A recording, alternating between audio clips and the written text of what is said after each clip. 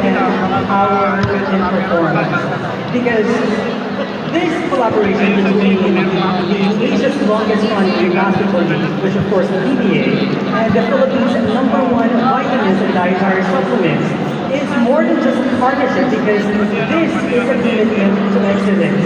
And over the past 4 years, our supplements played a vital role in providing optimal nutrition, not only to world-class or thousands of world-class elite athletes, but of course the millions of basketball fans here in the Philippines.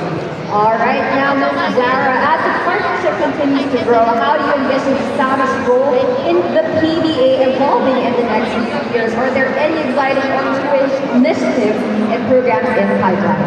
Actually, we have been planning so many events. We are engaging communities and we are also having a fun run next year. I think Leo would like to share more about that.